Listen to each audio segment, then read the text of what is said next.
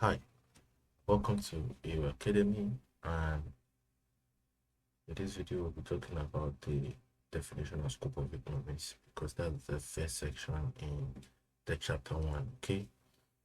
And this definition and scope of economics, the scope is in the definition. And what is the definition? The definition given to us, that's the most quoted definition given to us by the British economist and Charles Robbins, this wonderful man.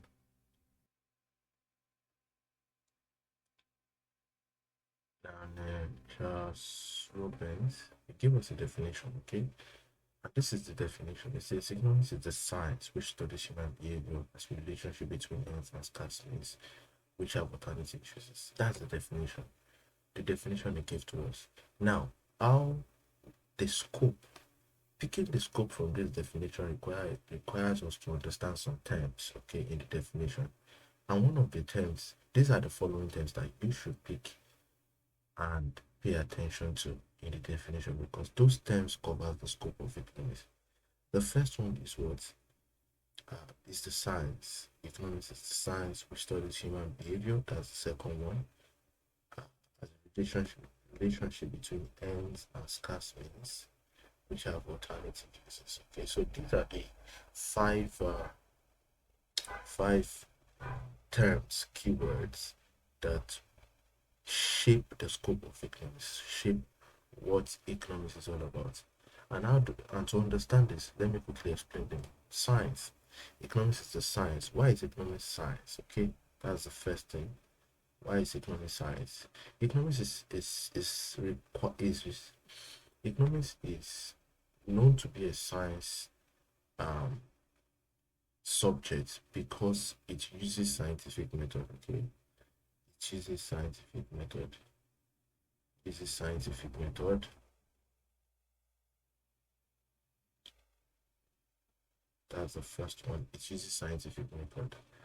So just like biology, like chemistry, like physics, economics also uses all the scientific method to get its theory and laws. All right. So it uses scientific method. That's why it is regarded as what? As a science. But what type of science it is? Because when you are in science class, sometimes you don't even do economics, okay? Or you don't see economics as pure science. So what type of science is economics? Economics is a social science. Economics is regarded as a social science. Okay.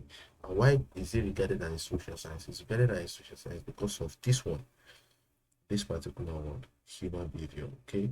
Economics is regarded as a social science because it studies human behavior. The subject of experiment, okay, the subject of experiment is human being, and human beings cannot be 100% predicted, can't be 100% predicted, 100% predicted. Human beings cannot be 100% predicted. That's why it is more like a social science. All right. And another fact why it is a social science is because the test subject, which is human being, cannot be taken to the lab. Okay, cannot be taken to the lab to test. You can't get how they interact with their resources and their wants and scarce means, how they manage it by just taking their blood sample to the lab. So it's not possible. So you watch them, you watch how they do behave, and if you watch them today thinking you've gotten it, next tomorrow you might see them behave in another way. So that's why we say that human beings can't be 100% predicted, and that's why economics is more of a social science rather than pure science. So now, economics is the science which studies human behavior as a relationship between ends. What does end stands for? End is referring to what? End is referring to human what? Okay, human economic what?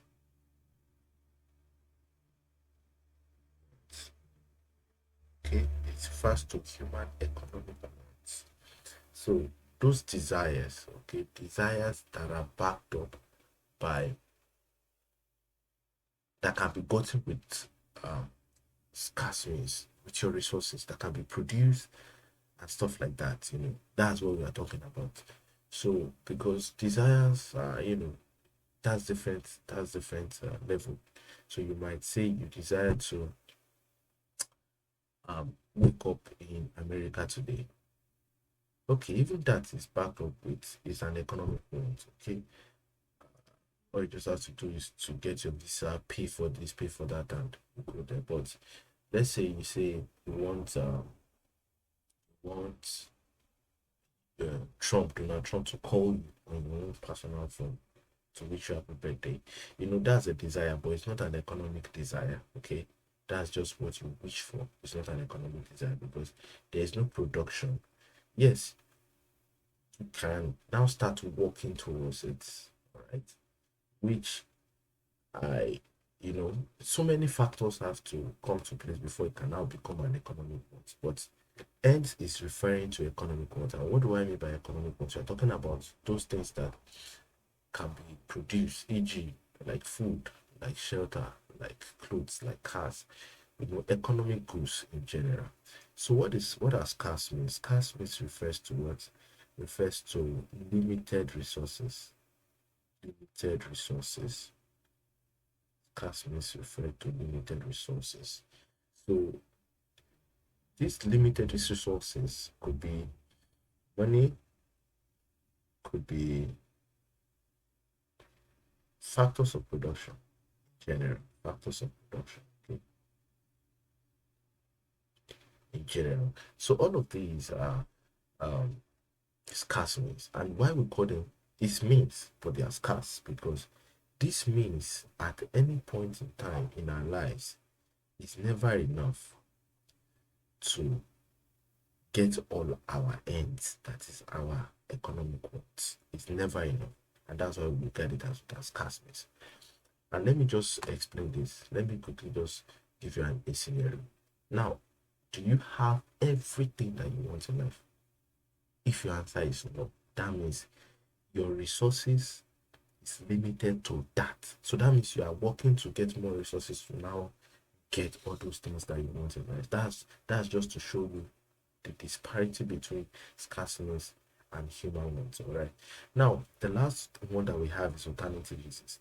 And this alternative uses is still referring back to the scarceness, okay? And this alternative uses is telling us that this same money, the money you have, factors of production,